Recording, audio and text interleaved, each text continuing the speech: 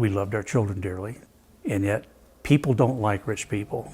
So we kind of became that character for people to hate. Welcome to Watch Mojo, and today we're breaking down the tragic events of the JonBenet Ramsey homicide case. Due to the extremely sensitive and disturbing nature of this story, viewer discretion is strongly advised. I'd go nuts. I'd cooperate in every way. Fast, I'd go out with the cops. I'd give them my fingers. I'd give them my five. We did that, Larry. We did do that. Who was JonBenet? The Ramseys were kind of an anomaly in town in some ways because they were from the South. I don't think they ever felt entirely comfortable in the sort of granola haven of Boulder, a place that, disdained mink coats. JonBenet Patricia Ramsey was born on August 6, 1990 to John and Patsy Ramsey in Atlanta, Georgia. The once divorced John Ramsey headed a software company and relocated the family to Boulder, Colorado in 1991 to be closer to his work. His daughter was named after him. His full name is JonBenét Ramsey, and JonBenet alluded to a French pronunciation of John's first and middle name. She was very proud that she was named after me. My name is JonBenét Ramsey. She just had this effervescent personality, just like Patsy. Just ta-da, here I am, Seeking community in Boulder, Patsy Ramsey entered JonBenet into several local beauty pageants and became a well-known fixture on that scene. According to CNN, she was crowned Little Miss Colorado, Little Miss Charlevoix, Colorado State All-Star Kids Cover Girl, and other such accolades. That all came to a sudden end on Christmas Eve, 1996. As a father, I'm just sorry I didn't protect her. The ransom note. Police, what's going on? 5515th Street. What's going on there, ma'am? We have a kidnapping. Hurry, please explain to me what's going on, okay? On December 25th, some of the Ramseys' neighbors noticed that something unusual was happening at their residence, citing atypical lights and sounds. At the time, they were blissfully unaware of the sheer horror occurring right under their very noses. The note was lying across the 3 pages across the run of one of the stair treads. And it was kind of dimly lit because it was very early in the morning. When the Ramseys awoke the next morning, they found a strangely lengthy handwritten note awaiting them. It demanded $118,000. The significance of that number has been debated in the years since, on behalf of a, quote, group of individuals that represent a small foreign faction, according to the message. In exchange, JonBenet would be safely returned. The note guaranteed that, quote, you stand a 99% chance of killing your daughter if you try to outsmart us. Follow our instructions, and you stand a 100% chance of getting her back. Well, I hurriedly read it, and didn't take long to understand what was happening, and I ran back upstairs and pushed open her bedroom door, and she was gone. The day of. A uniformed police officer arrived relatively quickly, and I handed him the note. I said, my daughter's been taken.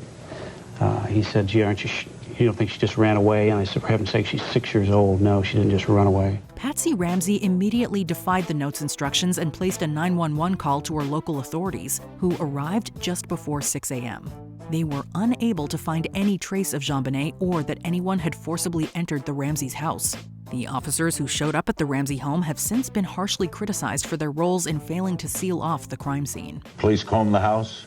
They were everywhere. Apparently not well, but they did. They look down the basement, look everywhere there is you're supposed to look. Did they put that yellow thing they put around the house with the crime scene? No. Never did. This allowed for visitors intending to support the Ramseys to make their way into the house and disturb what was not yet known to them to be the active scene of a crime, possibly destroying evidence.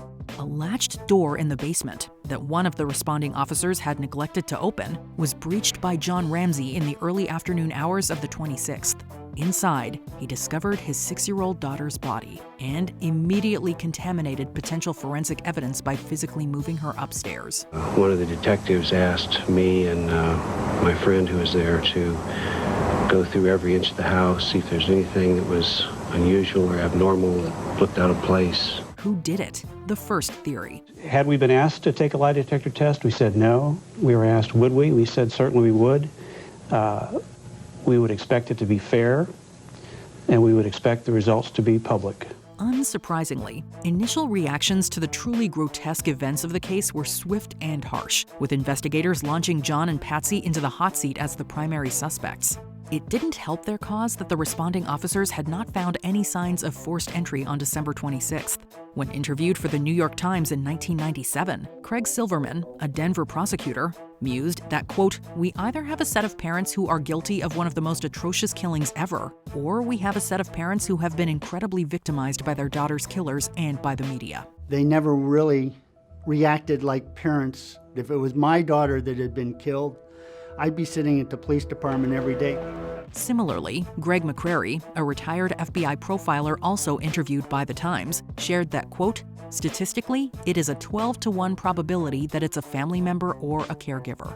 Conversely, John E. Douglas, a trailblazing criminal profiler whose life was later the basis for the Netflix series Mindhunter, believed in the Ramseys' innocence and chastised the news media for its sensationalism in targeting them. Should the Boulder community be concerned and vigilant? Yes. Should we be living in fear? No. Can I guarantee that this will not occur again? No, I cannot. Who did it? The second theory. Perhaps at first I leaned towards the parents doing it. But as I got into the case, I started seeing red flags which started pointing the other way. Despite the tainted nature of the crime scene that made it difficult to ascertain a number of details about what had happened to JonBenet, police declined to discount the possibility that an entirely unrelated home intruder might have committed the grisly crime. One such reason was an unfamiliar boot print in the room where John Ramsey discovered JonBenet, as well as several potential entry points for an intruder to make an illicit entrance. It really wasn't that difficult coming in that window. Other suggestions posited to support the so-called intruder theory include Patsy and JonBenet's involvement in the Boulder child beauty pageant scene, which may have attracted the unwanted attention of adult men with criminal intent. The aforementioned Craig Silverman is quoted as saying, "Once you have conceded the possibility of an intruder, I don't see how any Ramsey could ever be successfully prosecuted." There was a scuff mark down the wall. There was leaves and debris on the floor directly below that open window. Did John and Patsy do it? Well, first of all, we have never been deemed suspects. Yeah, but the public regards you. We've been said to be under the umbrella of suspicion, whatever that means. As we mentioned a bit earlier, JonBenet's parents, John and Patsy, were the subjects of intense, unrelenting media coverage surrounding their daughter's unfathomable end. It was a veritable media circus due to the case's extremely dark nature. Each surviving family member was interviewed, including JonBenet's older brother, Burke. So I thought JonBenet was going to be there. I thought they'd found her. So I came in real excited, kind of almost relieved. Then I saw everyone real sad inside. Much was made of the role that pineapple played in the events of the case. A bowl of half-eaten pineapple appeared in photos taken on the day of the crime, despite John and Patsy's claims that they had no memory of ever giving it to JonBenet. I'm just wondering if at some point JonBenet came back down to the kitchen, had gotten pineapple out, and Patsy just lost it. It was later found by police that Patsy's fingerprints had been identified on the bowl. In 1999, a grand jury convened the previous year recommended charging the Ramseys with neglecting to remove their child from harm's way. How about the theory that this was an accident? Somebody gets upset over bedwetting? We're going down the wrong path, buddy. JonBenet's parents are exonerated. John, his late wife Patsy, and their son Burke were formally exonerated by the Boulder, Colorado District Attorney. Much to John and Patsy's relief, Boulder County District Attorney Alex Hunter declined to press charges against them due to a lack of sufficient evidence. While the case remains open and under active investigation by the Boulder Police Department, years of investigation and advances in forensic technology led to the Ramseys being formally excluded as suspects in 2008. A controversial decision still protested against by certain employees of the Boulder PD. It's extremely unusual that a district attorney not sign an indictment when a grand jury returns a true bill. Patsy Ramsey died of ovarian cancer on June 24, 2006, and is buried next to her daughter. John and Burke Ramsey have repeatedly filed defamation suits against news publications that implicated John and Patsy in JonBenet's death. The author of the December 26, 1996 ransom note has never been identified. I don't know the details, but I know the ransom note, they think the handwriting matched. Have you seen it? Have you read it? I don't think I've read the whole thing. I've definitely seen pictures of it, though. What do you think of the JonBenet Ramsey case? Let us know in the comments. It does appear that the theory they were looking at assumed that maybe someone other than the two Ramsey parents had been involved in what happened.